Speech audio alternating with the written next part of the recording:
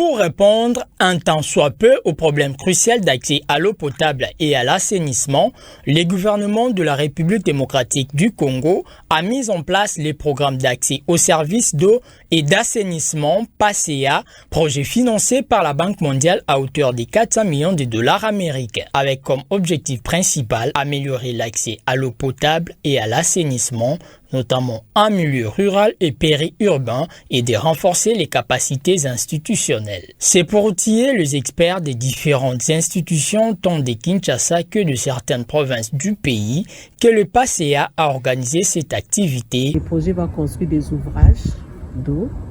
Il va renforcer les ouvrages existants en rapport avec l'eau potable et assainissement. Alors, le projet, dans le cadre des développements humains, avait prévu organiser la formation des apprenants et apprentis sur les pompages solaires, sur les maintenances des forages et sur aussi la maintenance de réseaux de distribution d'eau. Les participants qui viennent de l'école de santé publique et de l'école régionale de l'eau de l'université de Kinshasa, ainsi que des autres institutions, saluent l'initiative. Nous sommes en train de préparer un programme où nous allons informer des ingénieurs électroniciens dans le système de forage solaire. C'est comme ça que nous sommes en train de préparer certains modules qui seront adaptés dans différentes classes où on aura à apprendre aux étudiants comment faire un forage semi-électronique à travers un panneau solaire et qui sera adaptable dans différentes classes pendant leur parcours académique. Il s'agit d'une activité initiée par l'école régionale de l'eau pour faire une maquette d'une formation professionnalisante dans le secteur du pompage solaire d'eau. Vous savez qu'on a un souci réel dans nos milieux ruraux et même ici en ville, dans certaines villes, il y a des difficultés d'accéder à l'eau potable. Alors je pense qu'avec maintenant la technologie solaire qui monte en puissance, il y a lieu finalement d'avoir des systèmes autonomes de fourniture d'eau, d'alimentation, d'irrigation, même pour certaines activités industrielles. Il s'agit d'une partie importante du projet qui a été initié par la Banque mondiale. Le projet consiste à installer une unité de formation ici à l'école régionale de l'eau. Et la formation sera basée sur les pompages solaires et certainement pour les eaux de forage, ainsi que le traitement des eaux usées, qui sont les deux unités importantes dans notre pays qui posent problème. C'est dans ce sens-là que la Banque mondiale a initié ce projet. Et la première partie, c'était une co-création en ligne. Et la co-création, c'était quoi? C'était rassembler les experts sud et les experts nord pour essayer d'évaluer et mettre en place un programme de formation pour les pompes solaires ainsi que les traitements des eaux usées. Maintenant, c'est la partie en présentiel que nous sommes réunis ici à l'école régionale de l'eau pour essayer de mettre en place ces programmes ici. C'est dans ce sens-là que vous voyez dans la salle. On est en train de discuter les différents programmes qui ont été élaborés, essayer de mettre ou enlever certaines choses qui pouvaient permettre que la formation puisse avoir lieu sous peu, de sorte que nous puissions avoir les agents, les techniciens dans les domaines de traitement des eaux usées ainsi que des pompes solaires. Ciblant plusieurs provinces de la RDC, dont les Kwilu, les Kasaï centrales et les Kasaï orientales, les PASEA incluent des études hydrogéologiques, des études techniques pour les forages et réseaux et la réhabilitation des systèmes d'approvisionnement en eau potable. L'impact tant du programme que de cette activité de co-création est plus qu'attendu, particulièrement par les bénéficiaires finaux. Après ça, ce sont seulement des modules que nous allons monter. Après ça, certainement, nous allons monter des cours qui vont permettre que nous puissions aller former les étudiants qui vont les mettre en pratique pour le profit de la République démocratique du Congo et plus précisément pour nos frères de Kikwit. Surtout pour la population de Kikwit, on a un problème d'eau, surtout là où se trouve notre université. Ces régions peignent d'eau et ce projet va venir résoudre un problème d'eau où nous venons de servir la population et non de qualité et en abondance. L'idée ici, c'est qu'on veut d'abord donner de l'emploi à la jeunesse congolaise, mais aussi on veut aussi assurer la pérennisation des acquis du projet Parce que les problèmes, comme vous le savez, dans notre pays, il y a un problème de maintenance de tout ce qu'on construit. Alors, pour qu'il y ait au moins une main-d'œuvre qui est qualifiée en maintenance de tout ce qu'on aura à construire, donc ça va permettre à ce que, si c'est une usine qui est construite et qui utilise par exemple les énergies renouvelables, là on aura des spécialistes qui viendront chaque fois arranger ce qu'il faut arranger, maintenir pour que la population de manière globale ne puisse pas manquer de l'eau. Signalons que cette activité est menée par un consortium recruté pour développer un programme de formation composé de Watura et VSI Africa pour améliorer l'accès à des services essentiels pour la population et renforcer les capacités du pays dans les secteurs de l'eau et de l'assainissement.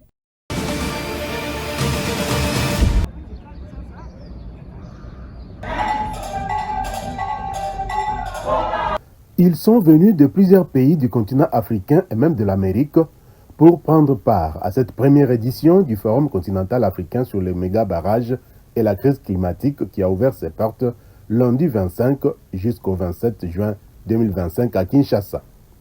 Avec comme but, savoir comment mobiliser les acteurs pour travailler ensemble à la réalisation d'une transition énergétique juste en Afrique, limitant ainsi le développement des grands projets, barrages et autres aux impacts irréversibles sur l'environnement, l'économie et le social des communautés locales. Quel modèle de développement adopter au moment où la crise climatique s'invite au débat? Faudra-t-il continuer avec l'extractivisme, un modèle économique qui se présente comme une fausse solution climatique, impactant ainsi la biodiversité, provoquant la déforestation et la dégradation des terres agricoles, a fait remarquer Emmanuel Moussouyou, secrétaire exécutif de la coalition des organisations de la société civile pour le suivi des réformes et de l'action publique CORAP, qui a donné les motivations de ce grand rendez-vous continental. Ce forum, il est tout d'abord motivé par la politique ou les politiques que les États développent autour de ce projet d'infrastructure. Elle est motivée aussi par la vision africaine.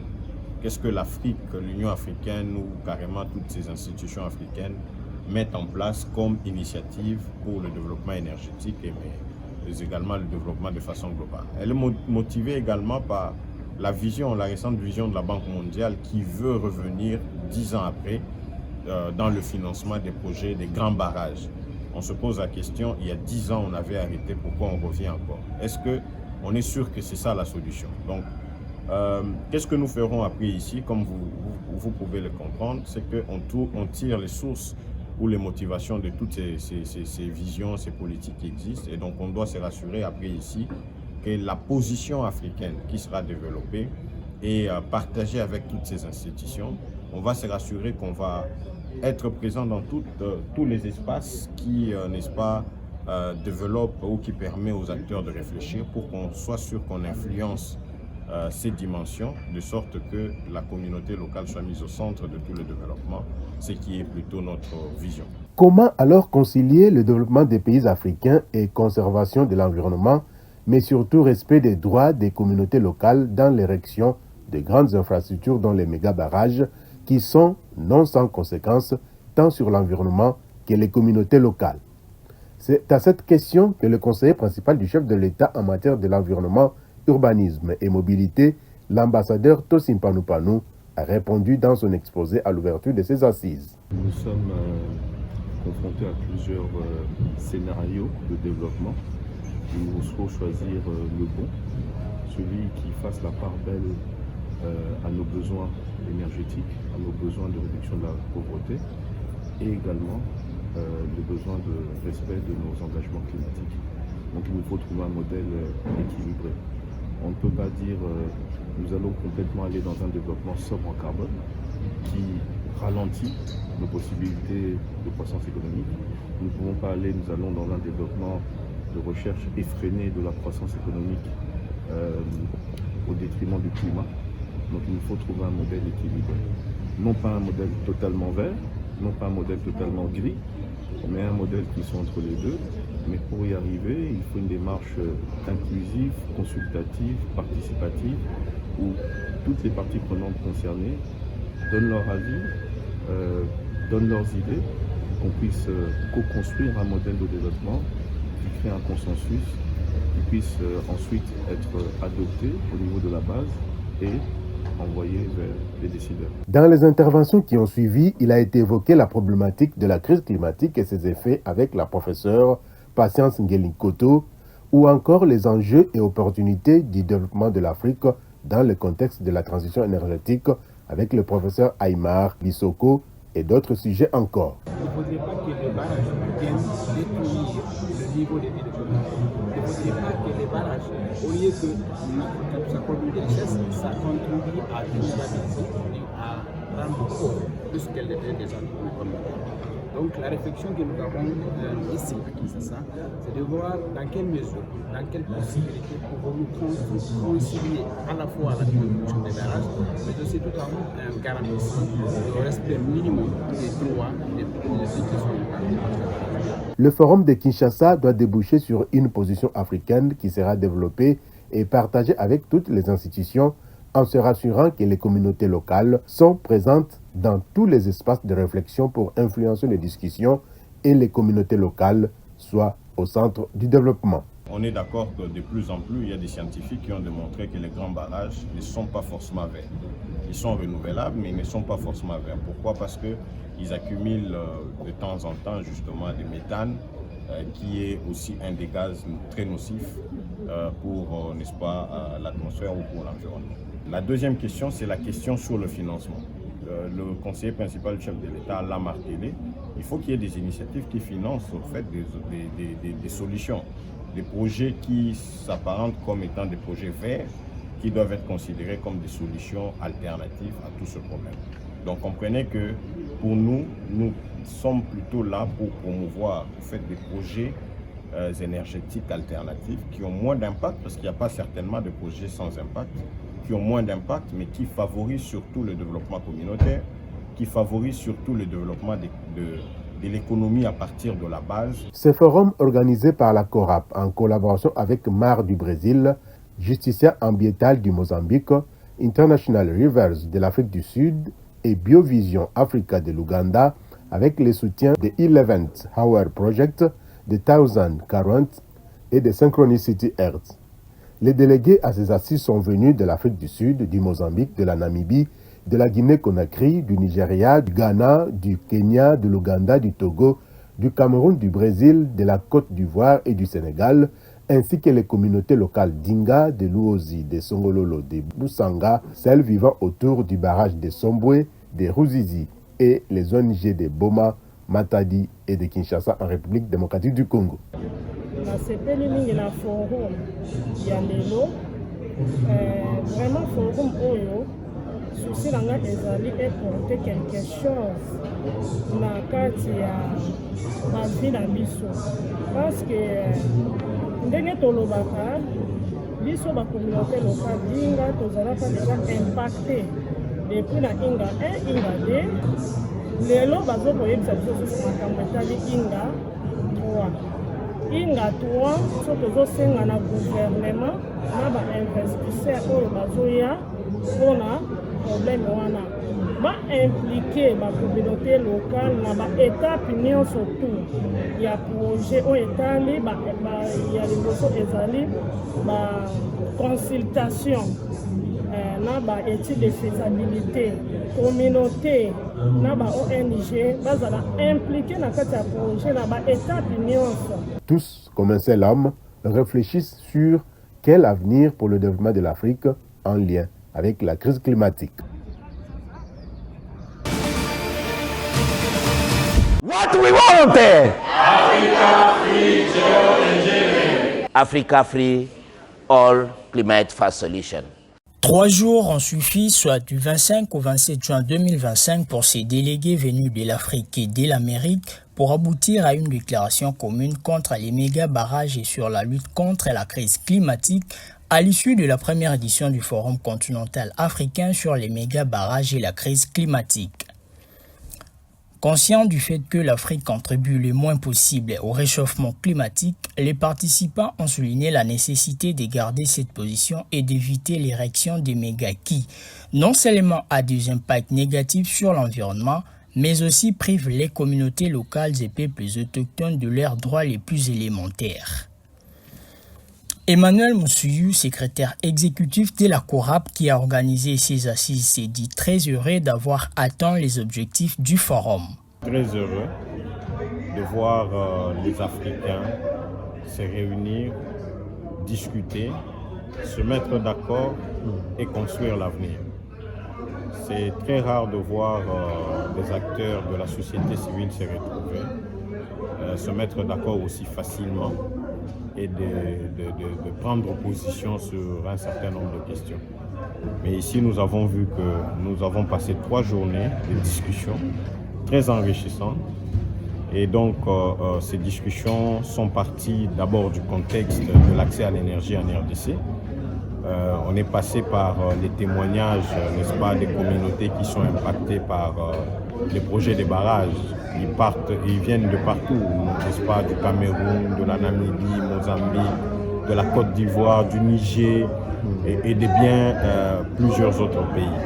Et sans oublier ces communautés qui sont venues, n'est-ce pas, de lieux comme Inga, où il y a le plus grand barrage du monde, en préparation, des lieux comme Boussanga, où on a construit un barrage pour desservir les miniers qui ont besoin de l'énergie, et bien d'autres. Alors, c'est parti de là pour ensuite mettre l'accent sur le rôle de la femme, n'est-ce pas, dans ce contexte des impacts environnementaux, des impacts liés au barrage, de la crise climatique.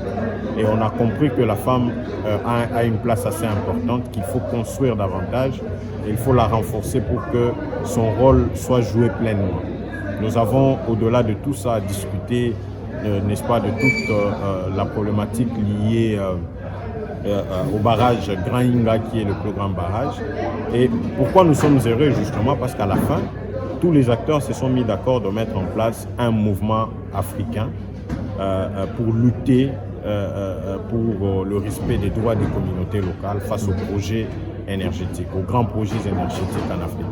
Donc ce mouvement se veut un mouvement assez fort qui va lutter contre toutes les fausses solutions, notamment face à l'électrification ou aux besoins énergétiques. Et donc ce mouvement va davantage travailler pour arriver à faire en sorte que la communauté se retrouve à la table des discussions, décider de son avenir et décider de ce qui est mieux pour elle par rapport à l'avenir. À l'issue de ces assises de 3 jours, les participants ont exigé à travers leurs déclarations aux gouvernements africains de développer des visions de développement socio-économique et environnemental qui répondent aux besoins des populations locales et non des politiques ou multinationales. D'assurer la participation pleine et entière des populations, c'est-à-dire impliquer les communautés locales et la société civile à toutes les étapes des projets énergétiques. Garantir la transparence et la reddition des comptes, rendre accessibles toutes les informations relatives au projet en termes de financement, endettement, financière constitue une autre exigence de la société civile et des communautés locales et peuples autochtones qui ont pris part à cette première édition du Forum continental africain sur les méga barrages, pari gagné donc pour la CORAP. What we want? Africa free geoengineering. Africa free all climate fast solution. Nous sommes des mouvements sociaux, de membres des communautés locales et peuples autochtones pygmées, organisations de la société civile, pêcheurs, paysans, juristes, universitaires, experts, travailleurs et autres, venus des différentes provinces de la République démocratique du Congo, Congo central, Haut-Katanga, Lualaba, Sud Kivu et Kinshasa, ainsi que de plusieurs pays d'Afrique, dont le Kenya, la Guinée, le Ghana, le Togo, le Nigeria, la Côte d'Ivoire, le Mozambique, le Cameroun, le Nigeria, l'Ouganda, le Sénégal, l'Afrique du Sud, le Madagascar, la Namibie et l'Amérique latine, dont le Brésil et le Cuba. Nous nous sommes réunis lors de la première édition de la rencontre intercontinentale sur les méga-barrages et la crise climatique, tenue à Kinshasa du 25 au 27 juin 2025, organisée par la coalition des organisations de la société civile pour le suivi des réformes et de l'action publique, justice ambientale, Mar, International River. Nous reconnaissons que l'accès à l'électricité et le développement sont une nécessité impérieuse pour nos pays africains, mais que ce développement ne peut ni ne doit déstabiliser l'équilibre naturel des ressources et la substance des communautés locales et peuples autochtones pygmées. Nous estimons par contre que des alternatives plus responsables et durables aux méga-barrages hydroélectriques existent et soutenons un développement énergétique fondé sur de planification cohérente, de projets de petite taille et des options durables. Nous reconnaissons aussi que les impacts négatifs des méga-barrages sont observés sur les droits humains, spécialement aussi le genre. Les femmes, en plus d'être exclues des processus d'indemnisation et de compensation, sont particulièrement affectées par la perte de terres fertiles, les difficultés d'accès à l'eau et des moyens de subsistance traditionnels.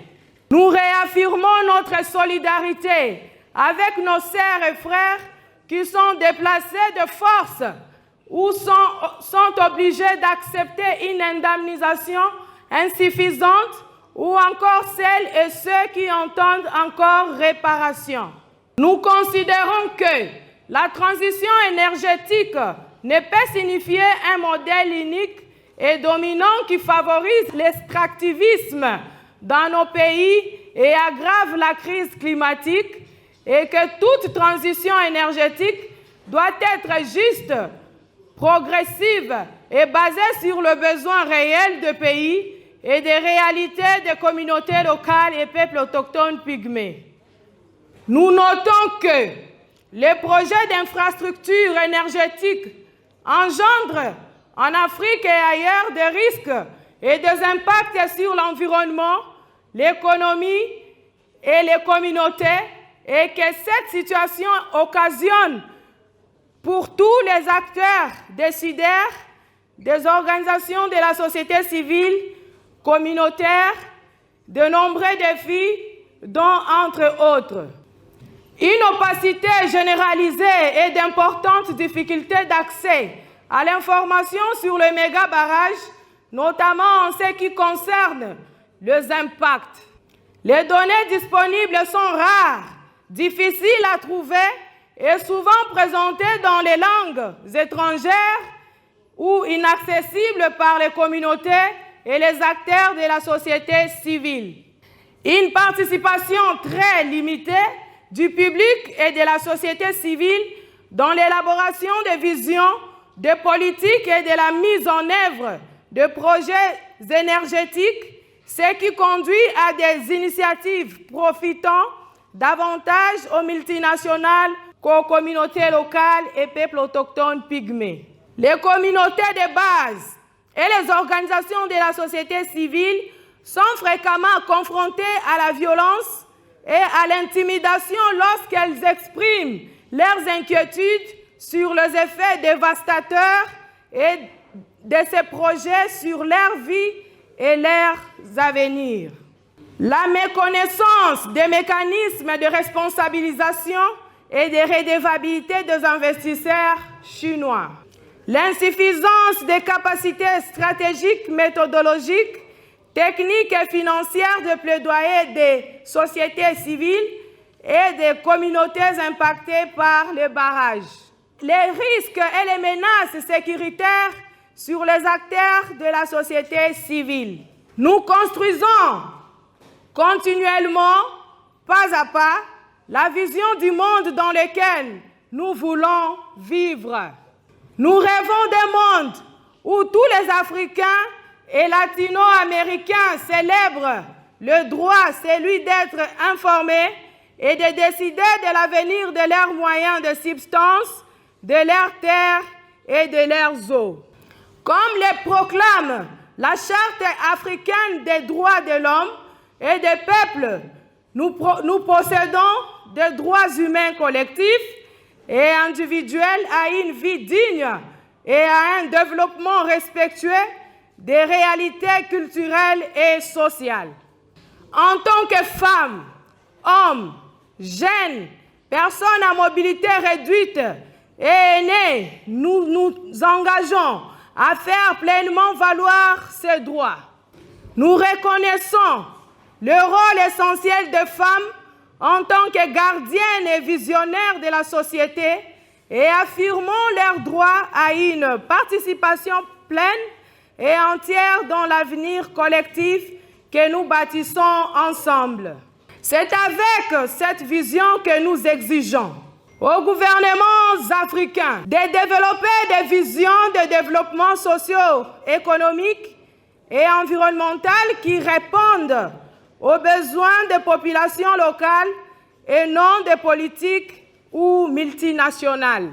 D'assurer la participation pleine et entière des populations, impliquer les communautés locales et la société civile à toutes les étapes de projets énergétiques. De garantir la transparence et la reddition des comptes, rendre accessibles toutes les informations relatives au projet, financement, endettement, financière, etc. Porteurs de projets, impacts sociaux, environnementaux, économiques et climatiques, rapports DIS, PGS, PRMS, etc. De renforcer les cadres juridiques pour protéger les droits des communautés, notamment le consentement libre, informé et préalable, l'indemnisation juste et préalable, la réinstallation et la restauration des moyens de subsistance, d'appliquer une justice réparatrice et prévoir des réparations pour les communautés aux droits historiquement violés lors du développement de projets de méga-barrages, de mettre fin aux projets destructeurs de grands barrages aux impacts irréversibles et favoriser les barrages de taille moyenne ainsi que d'autres formes d'énergie renouvelable.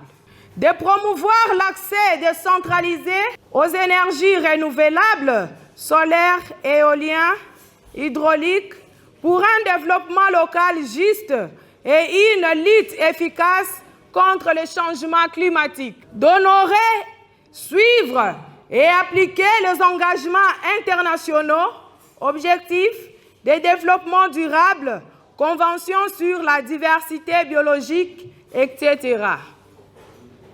De favoriser la gestion endogène de forêts et paysages communautaires ainsi que le développement de l'agroécologie.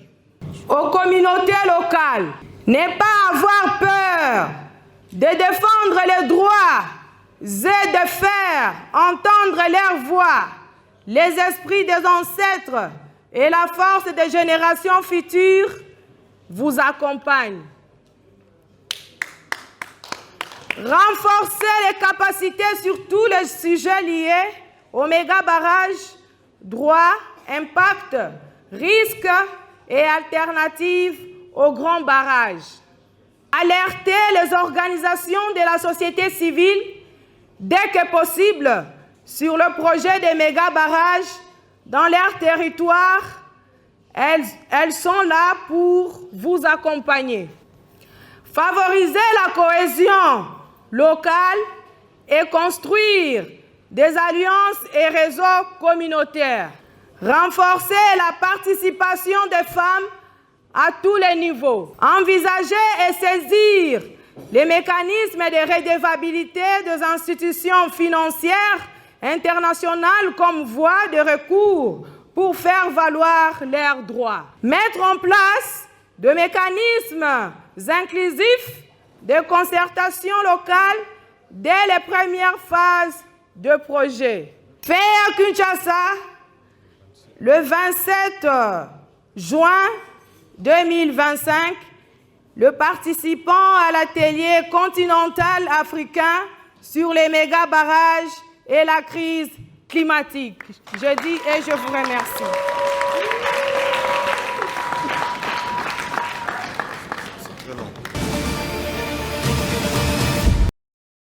Durant ces 4 jours, nous avons eu aussi à suivre les exposés sur les expériences des grands bassins fluviaux tropicaux, évoquant les cas des bassins de l'Amazonie, de pays de l'Afrique australe et du bassin du lac Tchad. Les messages clairs assortis de ces expériences traduisent les besoins du renforcement de la collaboration Sud-Sud. À l'issue de ce forum, différentes recommandations ont été formulées en rapport avec les axes thématiques. Je rappelle qu'il y a eu aussi des recommandations transversales en rapport avec les besoins de renforcer la production, la gestion et l'intégration des connaissances, créer des systèmes de suivi et d'alerte environnementale, la gouvernance territoriale inclusive et coordination régionale, préserver les écosystèmes et services environnementaux, assurer un accès équitable et durable aux services de l'eau, pour les cas des tourbières et zones humides, sciences politiques et relations homme-nature, données ouvertes, coopération scientifique et formation, financement durable et partenariat multi-acteurs.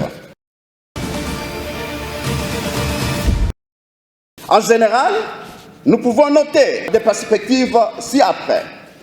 Institutionnaliser les forums du bassin du Congo comme une plateforme régionale qui servira d'interface science politique pour les questions transversales des ressources en eau, positionner les forums comme catalyseurs de recherche interdisciplinaire sur les services des ressources en eau de manière transversale, faire émerger une vision intégrée des services rendus par l'eau, structurer un portefeuille des projets transfrontaliers stratégiques, asseoir le leadership du bassin du Congo dans la diplomatie environnementale mondiale et consolider les livrables du Forum du bassin du Congo comme instrument de plaidoyer.